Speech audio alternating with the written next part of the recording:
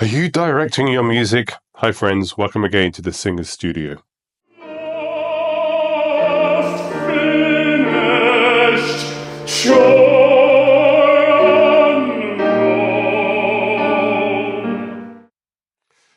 Hi friends, got another video for you today in my YouTube School of Singing course. This is about direction. Music has a direction always. It's very closely linked to the last couple of videos we've made. If you've not seen them, they're about phrasing and shaping. But it's really, really important to see the difference. Music has a direction always, even when that direction is staying in the same place. This idea is linked to tempo, the speed of a piece, but as we've already discussed, tempo isn't just a metronomical marking. The tempo refers more to the direction of travel. Too often, singers can only sing a piece in one tempo. When they get a conductor saying, I want it a bit faster, a bit slower, they struggle. There will be a video about oratorio technique, but how many times, you professional singers that are experienced in oratorios, have you seen a colleague turn up and the conductor wants to have an aria in a certain speed and the singer simply can't do it and they argue and it's not their tempo and stress and don't want that. I rarely insist on a set tempo in these situations because I try to make most tempi work for my intention towards the piece. It's nothing to do with how fast or slow, it's direction. Music goes forward and it goes backwards, or it remains static, which, as I said, is a direction. And it is the realization of what direction your music wants to travel in that leads us again to this idea of being a better storyteller. The better you understand your music, the better you can interpret. Not in an intellectual way. I'm not demanding intellectualism here at all. In fact, I think many of the greatest singers struggled intellectually. Pavarotti famously couldn't read music, although it would be better if you can read music and you do study music theory. But rather understanding your music in an internalized fashion that will always allow you to convey the composer's wishes in a more deeper and richer way.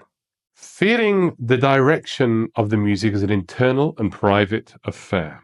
With a pianist or a conductor, one can discuss this.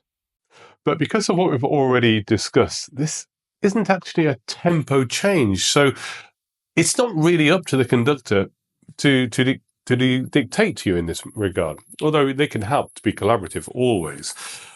A conductor or a pianist who doesn't understand this, when they hear you chasing the beat or delaying the beat, may want to speed up or slow down. So you have to be very careful that the conductor will conduct and not try to accompany you.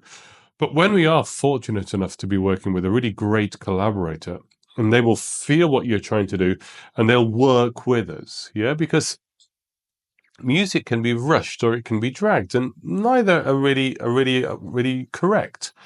I often ask the conductor or the pianist or my collaborators not to follow me, not to accompany me, but rather let me work with their beat. Quickly sung Mozart can normally be sung with you slightly ahead of the beat.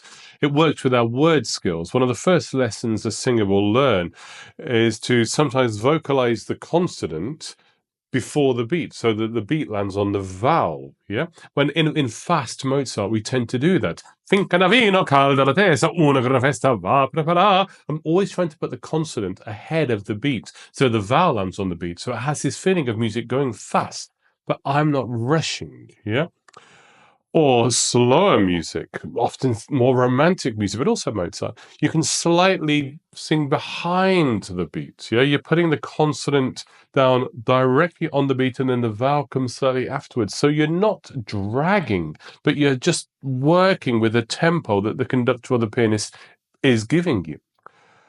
And if the conductor tries to accompany you, it's disastrous. They'll go fast, they'll go slow, and the whole thing falls apart. Music that doesn't move forward or backwards, but rather stays the same, this is often the most difficult to pull off. Essentially, the emotional state of this music is static, timeless. But there is still a time signature and a pulse. So how do we achieve this feeling? Well, the answer is simple. You're simply aware of it. If there was one simple message that I keep repeating in these videos, it is that never sing on autopilot. Be in control of the moment. Be aware of what's actually happening emotionally, physically, in the music, in the scenario that you're singing in, and physically with yourself. If you're alive, if you're a living, singing, breathing being, you will act upon it. If you allow your energy to slow down and become static whilst feeling the pulse of the time signature, you will place your words just on the beat, and you will feel the unrelenting heaviness of this type of static music.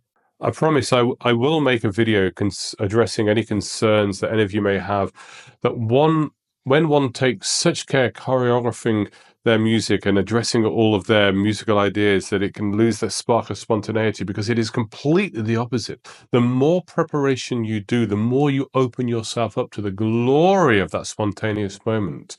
Me and one of my regular collaborators, we used to say that the more work we do before a song recital, the more truths we will discover in the moment of expression when the audience is in front of us. That's for a future video. For now, this is about the direction of music. All music has a direction. Be aware of it, work with it, explore it for yourself. Thank you for watching. Got another video coming up soon. I really appreciate you clicking, staying to the end. I would love for you to share and like and subscribe and help me grow these videos into a beautiful repository for ideas, because I'm going to collaborate with other people and we're going to bring lots of new ideas into these videos. Thanks so much for watching, and I'll see you in the next one.